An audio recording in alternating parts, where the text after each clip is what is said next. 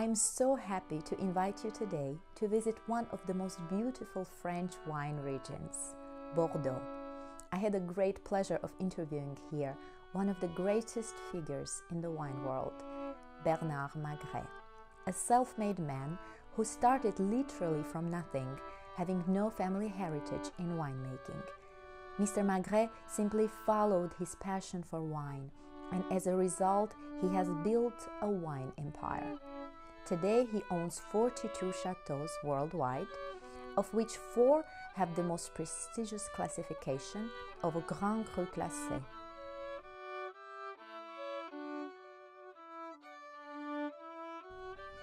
For Bernard Magret, winemaking is an art, which perhaps explains him being a huge supporter of the arts. With his cultural institute and the fine instrument collection, he provides artists with all the necessary conditions to realize their highest potential. Helping others is of great importance to Bernard Magret.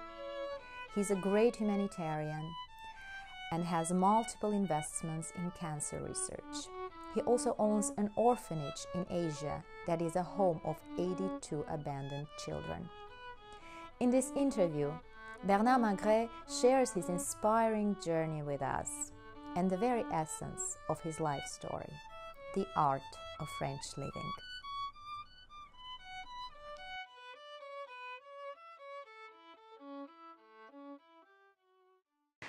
Bonjour, aujourd'hui nous sommes à Bordeaux dans le cadre de ce magnifique château Pape Clément et c'est avec un immense plaisir que je vous présente son propriétaire Bernard Magret. Bonjour Bernard Bonjour. Magret. Et tout d'abord merci de cet accueil. Un plaisir. Pour commencer, je voudrais vous poser la question suivante. Que représente le vin pour vous? Le vin c'est comme une œuvre d'art. Les très grands vins, c'est comme une œuvre d'art.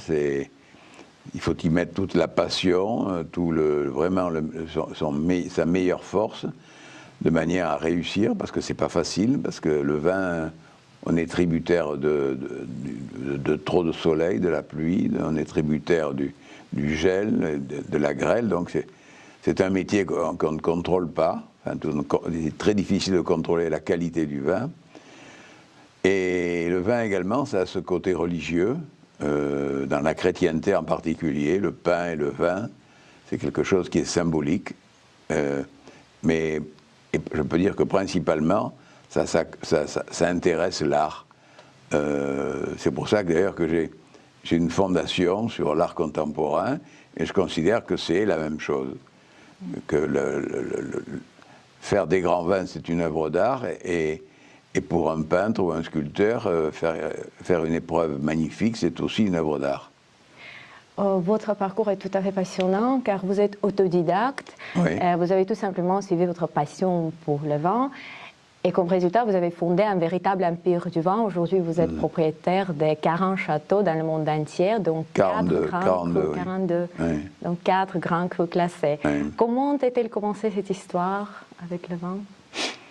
D'abord, j'ai quitté l'école à 15 ans et demi. J'étais dans un centre d'apprentissage pour apprendre à scier le bois. Vous voyez mon intellectualité, ça va pas bien loin. Et après, j'ai fait comme beaucoup des petits travaux. Et à 20 ans, j'ai créé une toute petite entreprise. On était 3. C'était pas dans les vins, c'était dans les spiritueux. Et donc, je suis resté dans les spiritueux pendant une quinzaine d'années. Et après, j'ai fait des acquisitions de vignobles, d'abord à Bordeaux, mais des vignobles très moyens, bien entendu, qui, après des grands crus classés, j'ai eu la possibilité d'acheter des grands crus classés, et des vins, et d'autres vignobles également en Languedoc, Roussillon, Provence et Côte-du-Rhône, et dans les 8 pays où je suis installé.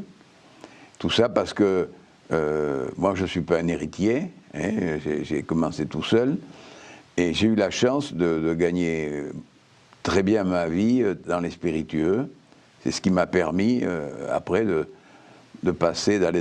réaliser le rêve que j'avais, c'est-à-dire de produire des vins. Voilà. D'accord. Quelles sont pour vous les spécificités du terroir bordelais? Bien, le terroir bordelais, d'abord, il y a le terroir, la terre en elle-même, qui est ou graveleuse ou argilo-calcaire. C'est une chose.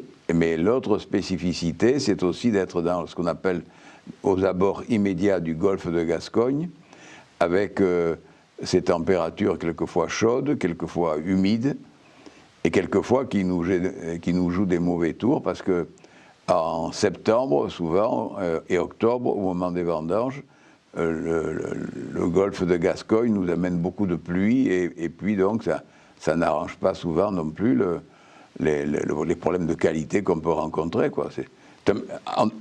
En deux mots, c'est un métier difficile parce que, je me répète, on ne contrôle pas les éléments essentiels que, par exemple, les Espagnols peuvent contrôler, que les Chiliens peuvent contrôler, que les Argentins peuvent contrôler, parce que ce sont des endroits beaucoup plus continentaux et moins près, non seulement de la mer, mais également de ce golfe de Gascogne qui a des températures qui se modifient rapidement, des pluies, des orages que l'on prévoit difficilement, des brouillards le matin aussi, et ça complique la possibilité de faire des vins réguliers, mais on y arrive quand même. Oui, cette espèce de la dépendance avec la nature, ce lien qui puisse produire parfois les résultats épanouissants, mais en même temps, cette même nature peut tout détruire. Comment gérez-vous cette dépendance? On le gère, madame, on peut difficilement le gérer. Quelquefois, contre la grêle, il y a on peut envoyer sur les nuages des fusées, qui fait que les grêlons qui sont dans les nuages éclatent, et donc quand ils tombent, ben, ils font moins de difficultés. Quant à la pluie, on ne peut rien faire, le soleil, on ne peut rien faire, le brouillard, on ne peut rien faire, mais bon, mais c'est la vie. Moi, je ne connais pas de métier sans aucune difficulté. Il y a d'autres métiers qui ne sont pas dépendants du temps et qui rencontrent d'autres obstacles aussi. Mais la vie est belle pour ça, parce qu'il y a des obstacles. Exactement. Vous êtes un ardent défendeur des méthodes traditionnelles de la production du vin, mais en même temps, vous êtes un grand innovateur. Pourquoi ces deux aspects sont-ils importants pour vous? Parce que pour faire, à notre avis, et pour faire des vins de qualité, il faut à la fois utiliser les méthodes anciennes qui ont du bon, hein, qui sont sûrement très intéressantes à poursuivre, et puis pour travailler avec une plus grande précision, il est indispensable, il est nécessaire, en ce qui nous concerne, d'utiliser des drones pour faire un travail micro-parcellaire et non pas de grand bassin. Et en second lieu, pour l'environnement, utiliser des bœufs et des chevaux, ou des tracteurs électriques, puisqu'on est les seuls maintenant à avoir... on a 2 tracteurs électriques qui sont là d'ailleurs, et qui par conséquent ne donnent ni CO2, ni plomb, ni autre à l'atmosphère, et qui sont des équipements qui font progresser la qualité, et qui sont effectivement des équipements qui n'existaient pas il y a un siècle, 2 siècles, ou même 50 ans. Voilà. Exactement. Vous savez, souvent, aux États-Unis, en parlant avec les novices dans l'univers du vin français, les gens sont intimidés par la complexité du vin français, les classements, les millésimes. Quels conseils pourriez-vous donner aux gens pour s'orienter vers le vin bordelais? Il est certain que c'est la grande faiblesse de Bordeaux. C'est à la fois la faiblesse et la force. Il y a beaucoup de noms, beaucoup d'appellations. Pourquoi? Parce qu'il y a beaucoup de terroirs différents. Et donc, chaque terroir souhaite avoir son identité, parce que chaque producteur pense que s'il est inscrit dans tel terroir, eh bien, il aura des consommateurs qui vont préférer la spécificité du terroir. C'est un gros inconvénient, parce que la mémorisation des différentes typicités de vin de Bordeaux est difficile. Bon, ce qui n'existe pas aux États-Unis, ce qui existe très peu en Espagne, ce qui existe un peu plus d'ailleurs en Italie. En Australie, il n'y a que des grandes marques, et bravo, et aujourd'hui, l'amateur de vin, il recherche à ne pas se tromper, sur la qualité, à ne pas se tromper sur la célébrité du vin, et parce que le vin est devenu un produit de statut. Donc si je vous offre une bouteille de vin, ou si on déjeune avec si je commande une bouteille de vin, il est incontestable que vous allez, suivant le vin que j'aurai choisi, vous allez me situer en quelque sorte, et vous direz, ben, Magret, il n'a pas fait beaucoup d'efforts pour me recevoir, ou il n'a pas fait beaucoup d'efforts pour me faire un cadeau. Donc, et là, la marque joue un rôle, parce qu'une signature comme nous, Bernard Magret avec les clés, c'est le dénominateur commun, vous voyez, parce qu'on a des grands crus classés, incontestablement, ça donne de la... cru classé en 1855, du temps de Napoléon III, ça donne de la célébrité et une assurance de qualité, puisque ça a été sélectionné il y a très longtemps. Et donc, c'est l'image de ces grands crus classés qui donne à nos autres vins de Bordeaux et surtout d'ailleurs une sécurité qualitative aux consommateurs. Vous voyez, il dit, bon, c'est un vin Magret, donc il produit des grands crus classés, donc immanquablement, il peut pas se tromper sur la qualité, puisqu'il peut le plus, peut le moins. Et puis, la signature profite de la célébrité de l'appellation Grand Cru Classé 1855, voilà. C'est notre stratégie, voilà. Alors, on est les seuls à Bordeaux à avoir une signature transversale. Ah oui. Alors, j'ai été, bien entendu, dans les années 2000, il y a beaucoup de gens qui m'ont critiqué, et en disant, mais non, à Bordeaux, la marque, c'est le nom du château. Et puis finalement, les mêmes clients en France et dans le monde disent, c'est les vins Bernard Magret qui sont bons, vous voyez. Donc, on a mis 15 ans ou 16 ans à y arriver, voilà. Et on y est arrivé. Alors, au moment dans votre vie où vous semblez avoir tout fait et ayant connu une immense réussite, vous n'avez pas arrêté et cette fois, vous avez tourné vers l'art, comme vous avez dit. Vous avez créé l'Institut Bernard Magret, que vous avez fondé pour le mécénat artistique. D'où vient cette passion d'art? Ça vient du fait que, d'abord, j'ai toujours aimé, j'étais collectionneur. J'ai commencé à être collectionneur il y a une trentaine d'années, donc c'est pas hier matin. Et après, j'ai créé cette fondation, parce que dans ma vie professionnelle, j'ai démarré dans des moments difficiles, même très difficiles, et j'ai eu beaucoup de chance. Et cette chance-là, je veux la remettre à des gens qui sont inscrits dans un métier qui est très délicat, qui est très difficile pour être connu et reconnu.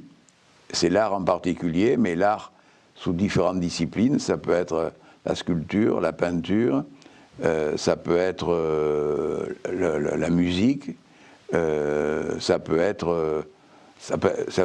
en fait, c'est l'essentiel. La réponse de la fondation, c'est aider l'autre, aider les autres. Voilà. Et aider les autres, on le fait, on investit, moi j'ai investi personnellement énormément dans la recherche sur le cancer, en achetant du matériel qui est en général fait aux États-Unis, à 90%. J'ai un orphelinat où en Asie, à la frontière de la Thaïlande et du Cambodge, où j'ai 82 enfants orphelins ou enfants abandonnés. Et autant cette initiative dans le cancer et initiative pour faire vivre ces 82 enfants tous les ans, c'est ainsi je considère que je me bats contre l'injustice, vous voyez. Ouais. Parce qu'on ne décide pas d'avoir un cancer et on ne décide pas d'être orphelin ou enfant abandonné. Voilà, c'est l'objectif, un des objectifs de cette fondation. Oui, je reconnais cela. Étant une violoniste professionnelle, je joue souvent aussi pour les enfants malades. Et l'art, la musique, c'est une langue universelle qui touche profondément. Absolument. Parmi votre collection, vous possédez quelques prestigieux violons, Stradivarius. Oui, Quel était l'intérêt derrière d'obtenir ces instruments?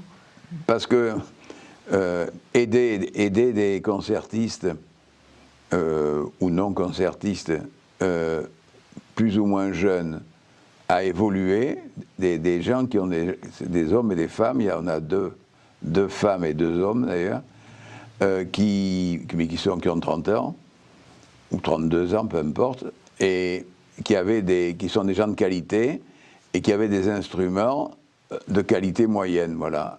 Et alors, je me suis fait aider pour les détecter, et à un, j'ai confié ce Stradivarius, à un autre, le Cassini en alto, le violon Lupo, Nicolas Lupo, et le Fernando Galliano au violoncelle, voilà. C'est une des réponses pour aider les gens à aller, des gens qui ont de la passion, qui ont de vraies capacités, à aller le plus haut possible dans ce métier, non pas pour eux-mêmes, mais pour être exemplaires, pour laisser montrer aux autres artistes, concertistes, que dans la vie, le plafond, on ne l'atteindra jamais. Il y a toujours, le plafond monte, et le combat de la vie, c'est justement être le meilleur possible, voilà. Et mon devoir, moi, c'est à la fois d'aider ces gens-là à être les meilleurs, ou parmi les meilleurs, et également à ce qu'ils soient, et qui jouent un rôle d'exemplarité vis-à-vis d'autres concertistes ou violonistes qui peut-être n'ont pas la chance, ou qui l'auront un jour, de voir la lumière arriver, c'est-à-dire qu'on leur prête que d'autres leur prêtent un instrument de grande qualité, voilà. Moi, je joue dans ma vie, l'exemplarité, c'est fondamental. Créer l'exemplarité. Évidemment, oui. Voilà.